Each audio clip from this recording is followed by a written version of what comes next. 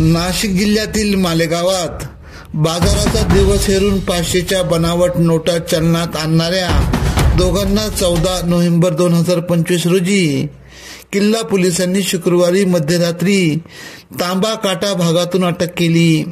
धनराज नारायण धोटे राहणार कानगाव व राहुल कृष्णराव आंबटकर राहणार सावजीनगर अशी दोघांची नावे असून ते वर्धा जिल्ह्यातील आहे। त्यांच्याकडून 5,43,500 रुपयांच्या 1,087 बनावट नोटा तर 13,000च्या खरा नोटा जप्त केल्या आहे। दोघांना 10 दिवस पोलीस कोठडी देण्यात आली आहे। आठवडे बाजारातील गर्दीचा फायदा घेत आरोपी हे दुकानामधून वस्तू खरेदी करून बनावट नोटा चलनात आणत होते। त्यांची वेगळी बोलीभाषा व हालचाली संशयास्पद वाटल्याने काही नागरिकांनी पोलिसांना माहिती दिली। पोलीस निरीक्षक सुधीर पाटील यांनी पथकासह त्यांचा शोध घेतला। हे तरुण तांबा काटा परिसरात फिरताना सापडले। त्यांच्या जवळील 2 बॅगांमध्ये बनावट नोटा सापडल्या। या दरम्यान संशयिताचा वर्धा येथील साथीदार प्रिंटरसह फरार झाला आहे।